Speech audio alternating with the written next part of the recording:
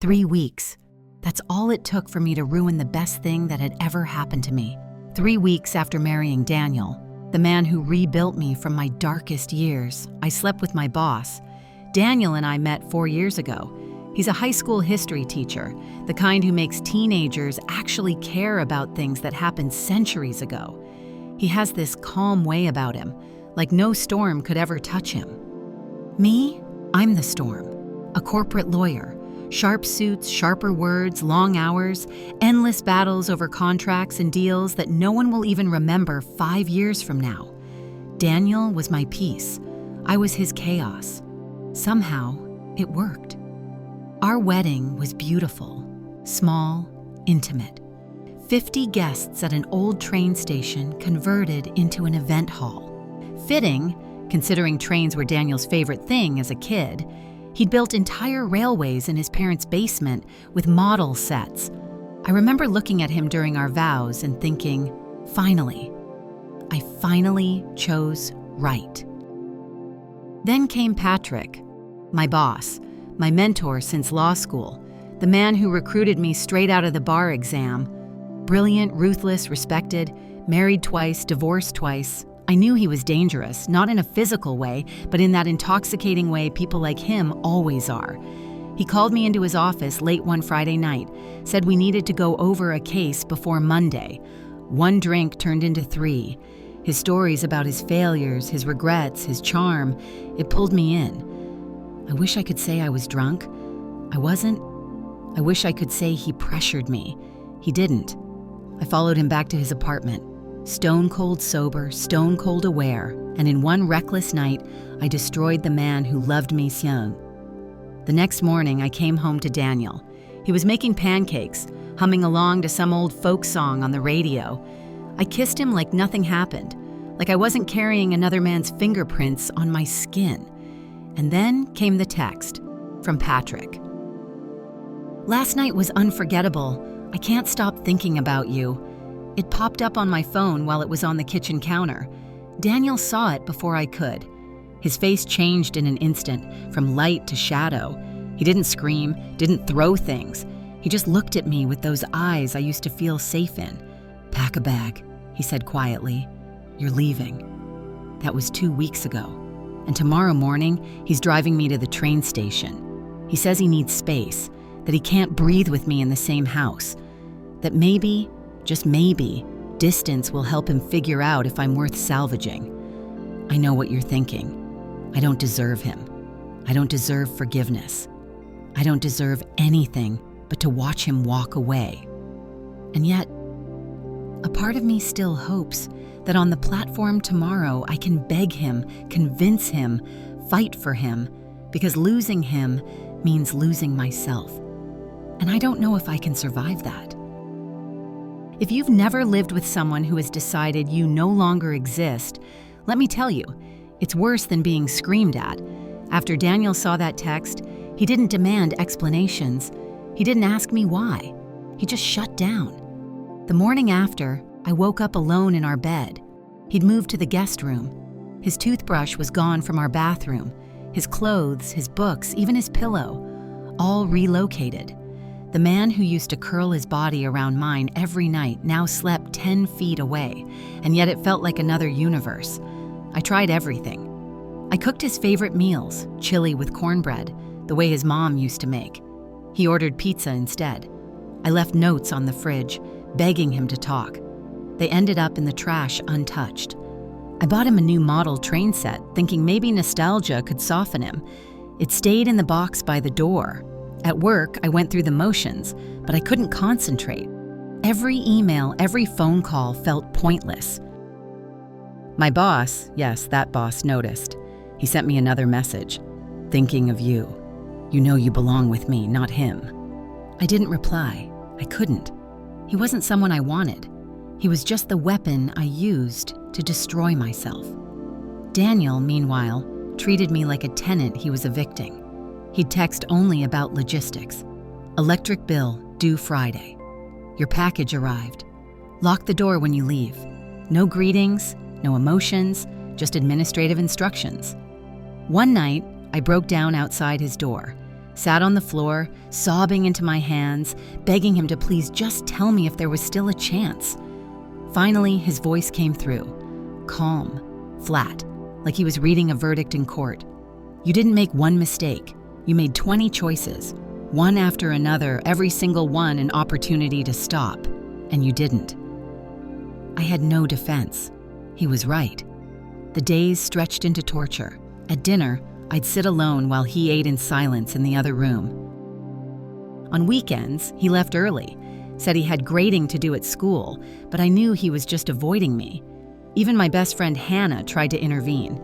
She came over, sat Daniel down, and pleaded with him to listen.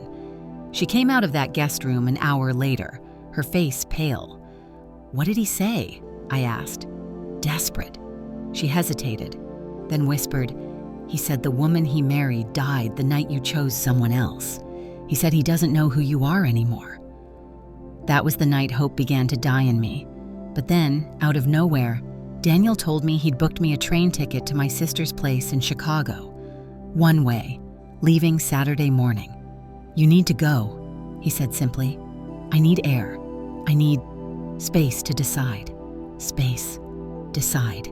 Those words became my last lifeline. And so I've spent the past week rehearsing everything I'll say at the station. The apologies, the promises, the desperate pleas. Because if I can't reach him there, if I can't break through that wall he's built, then I'll have nothing left but ashes. Saturday morning came like a sentence being carried out. Daniel didn't speak as he loaded my suitcase into the trunk of his car. His movements were precise, efficient, almost mechanical. The drive to the train station was 50 minutes of silence, no radio, no small talk, just the hum of the tires on the road and the sound of my own heart breaking in my chest. I kept rehearsing. Tell him you love him. Tell him it was a mistake. Tell him you'll do anything. Over and over until the words blurred together. When we arrived, he pulled up to the curb, got out, lifted my bag from the trunk, placed it neatly on the sidewalk, and then he stood there, hands in his pockets, waiting. "Aren't you coming in with me?" I asked, my voice trembling. He shook his head. "No need. Please, just to the platform. 5 minutes. That's all I'm asking." For a moment, he just studied me.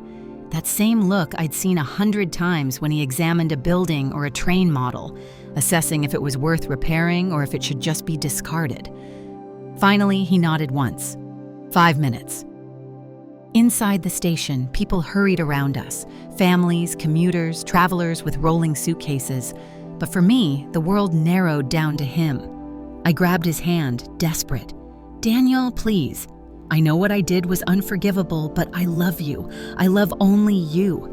I'll do whatever it takes. Therapy, counseling, total honesty. Track my phone, read every email, I don't care. Just don't throw away everything we built."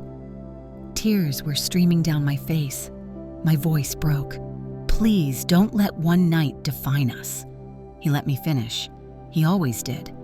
Then he pulled his hand free, slowly, like my touch was something contaminated.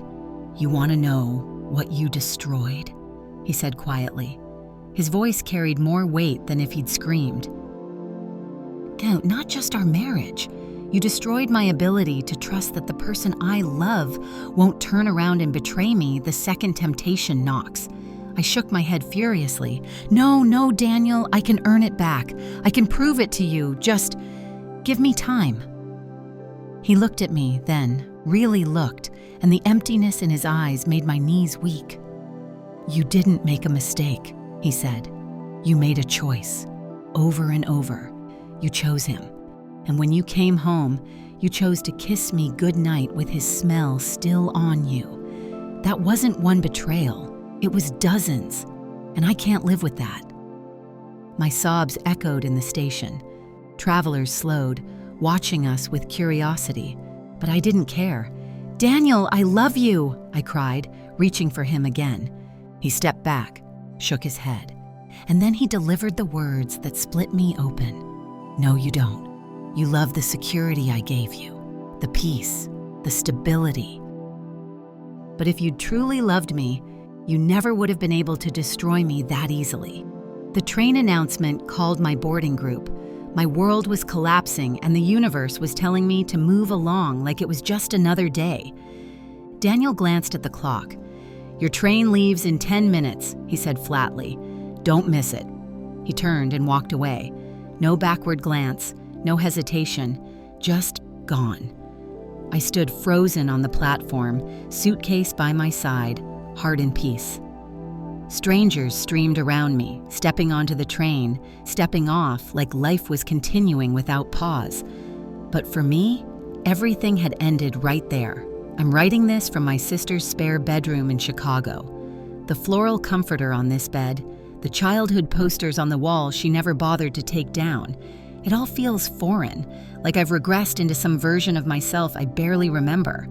For those of you who told me I was delusional to think Daniel just needed space, you were right.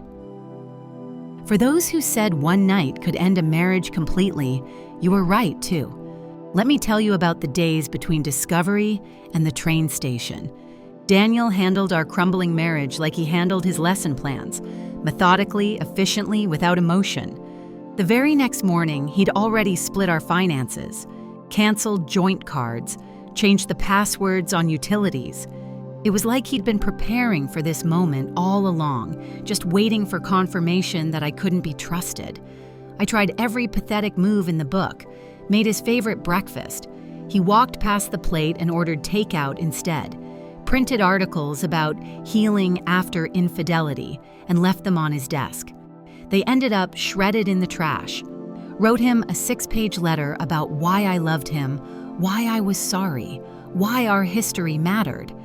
He placed it back on my nightstand with a sticky note that said only, "No longer relevant." The silence was unbearable. The man who used to text me paragraphs just to say he missed me now only spoke in short commands. If I sat in the living room, he'd leave. If I was in the kitchen, he'd wait until I was gone. It was like living with a ghost. But I was the ghost. Even Hannah, my best friend, couldn't defend me. I begged her to talk to him, to make him understand. She came back from that conversation with tears in her eyes. "He said the woman he loved is gone," she whispered. "He said you killed her the moment you chose someone else."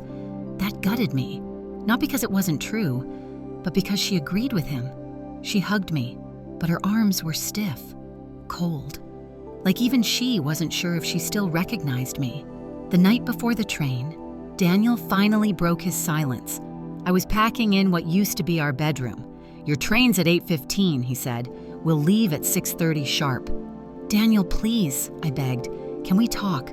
Just once." "Please." He looked at me then, really looked, and for a second I thought I saw a crack in that wall. But his words shattered me all over again. "What do you want to talk about?" he asked. "How you let another man touch you in the bed we shared. How you kissed me afterwards, smiling like nothing happened. Do you want me to tell you how that felt?" I collapsed into tears. "I know I destroyed everything, but I can fix it. Just tell me how." He shook his head. "You can't fix something when the foundation itself is rotten. You chose demolition.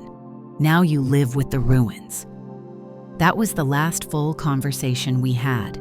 And then came the station, and the goodbye that wasn't a goodbye at all. It was an execution. Now I'm here. My sister tries to be supportive, but she looks at me like she doesn't understand how I could do it. She's married too. 10 years, 2 kids, stability, fidelity. The life I had in my hands and set on fire for nothing. Daniel hasn't called. Hasn't texted, not even once. I don't know if he's grieving or if he's already erased me completely. But I do know one thing. The silence is permanent. And the worst part? I earned every decibel of it. The divorce papers arrived last week, just like Daniel said they would. They came in a manila envelope, neatly stacked, every page tabbed for signature, no drama, no demands, just clean, clinical separation. He didn't ask for anything unreasonable. Half the assets acquired since the wedding, and that was barely anything because we hadn't even had time to build a life together. The engagement ring? Mine to keep, according to the letter from his lawyer. I sold it the next day. Couldn't stand to see it. The money went to a local women's shelter. It felt like the only way I could turn something so poisoned into something vaguely useful. My parents are supportive, but disappointed. My mother avoids the subject, as if pretending nothing happened might erase it. My father, blunt as always, told me over dinner, "You had a golden ticket and you traded it for trash." He's right. I made the mistake of looking Daniel up on social media. Even though he blocked me, his school's page posts about him sometimes. Photos of him with his students leading field trips, laughing in that unguarded way that used to melt me. He looks fine. Better than fine. He looks like himself again. Meanwhile, I'm unraveling. I took a leave of absence from work, but the firm didn't fight me when I turned it into a resignation. How could I keep working cases about fraud when I was the fraud? And then Patrick, yes, him, had the audacity to text me. "Heard about your divorce. I'm sorry. Want to grab a drink? Talk?" I wanted to scream, to throw my phone against the wall. Instead, I typed, "You weren't my mistake. You were the weapon I used to destroy myself." And then I blocked him. But the damage is permanent. Most of our friends chose Daniel, as they should have. The group chats are dead. Photos appear online. Dinners, birthdays, casual nights at the bar. Daniel is there. I am not. My absence doesn't even leave a hole. It's like I never existed. Even Hannah stopped answering my messages. The last thing she ever said was, "You broke him.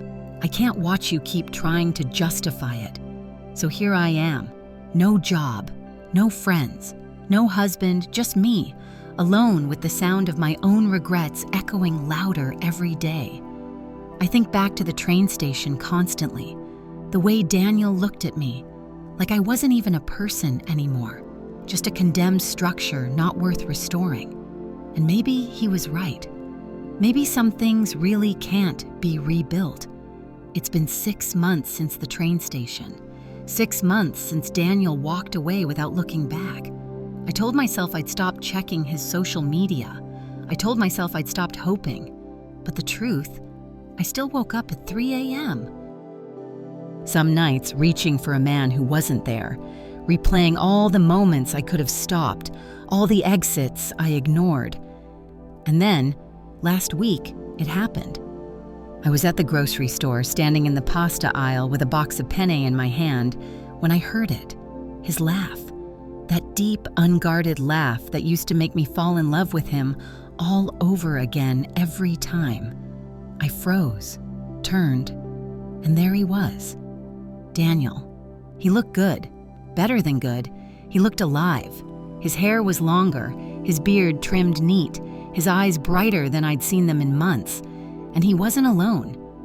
A woman stood beside him. Dark hair, easy smile, holding up 2 bottles of wine for him to choose between. He pointed to one. She dropped it in their cart, then leaned up to kiss him lightly on the cheek. It was casual, comfortable, the kind of kiss that comes from safety, not desperation. They turned into my aisle. My breath caught. He saw me instantly. Of course he did. Daniel never missed details. But his face didn't change. No surprise, no pain, not even anger, just indifference. She smiled politely at me, the way you do at strangers in a grocery store. "Do you know her?" she asked him. He looked at me for half a second, then back at her. "No, I don't." And they walked past. I stood there, pasta still in my hand, heart split open in the most ordinary aisle of an ordinary store. That was when I understood. He hadn't just left me, he had erased me, completely. Later, I sat in my car for an hour, shaking, trying to breathe. His words from the station came back to me. "You didn't love me. You loved the stability I gave you." And maybe he was right. Maybe I never deserved him. Because there he was, building something new, something safe. And here I was, holding on to ashes, trying to warm myself with what I'd burned down. It's been 8 months since my marriage ended. 8 months since I traded everything that mattered for nothing at all. This will be my last update because there's nothing left to say except the truth I've been running from. I was the match. I lit the fire, and I stood there while everything burned. People ask if I still love Daniel. The answer is yes, but love isn't enough. Not when you've proven yourself unsafe. Not when you've taken someone's faith and turned it into rubble. Love can't undo what I did. Love can't erase the look on his face at the station. Love can't make him forget the night I came home smiling, carrying another man's touch in my skin. My therapist says I sabotaged myself because I didn't believe I deserved happiness, that Daniel represented growth, stability, a future, and that terrified me. So I ran back to chaos, to destruction, to the old version of myself I swore I'd left behind. She's right, but knowing why doesn't fix it. Nothing fixes it. I saw Daniel again last week at the farmer's market where we used to shop every Saturday. He was with her, the same woman from the grocery store. This time she was wearing a ring, not an engagement ring, not yet, a promise ring, the kind Daniel would give, thoughtful, deliberate, meaningful. He looked at her the way he used to look at me, before I showed him who I really was. And I realized then, she's better for him. Not because she's prettier or smarter, but because she won't destroy him. She won't mistake chaos for passion. She won't feed on trust like it's disposable. I wanted to hate her. I couldn't, because the truth was simple. She deserved him, and I never did. This story doesn't have redemption. There is no grand gesture, no miracle reconciliation, no Hollywood ending. Some mistakes don't get second chances. Some bridges, once burned, are meant to stay ash. Daniel restores history for a living. He takes what's broken and makes it whole again. But even he knew some structures are too damaged to save. I was that condemned building. And he was right to walk away. The last words he ever said to me in the lawyer's office still echo. I spent my life learning to spot structural weakness. I should have recognized it in you from the beginning. That's my failure, not yours. You were just being who you are. Then he signed his name, stood up, walked out, and never looked back. I have stopped checking his social media. I've stopped haunting the places we used to go. I've stopped torturing myself with what-ifs, because the what-ifs don't matter when the what was is so definitively over. So this is it, my last confession. My warning to anyone who thinks they'll be the exception. You won't be. Your love is not stronger than your choices. And some choices demolish everything they touch. I was handed gold, and I turned it into dust. That's my story, that's my burden, and that's where it ends.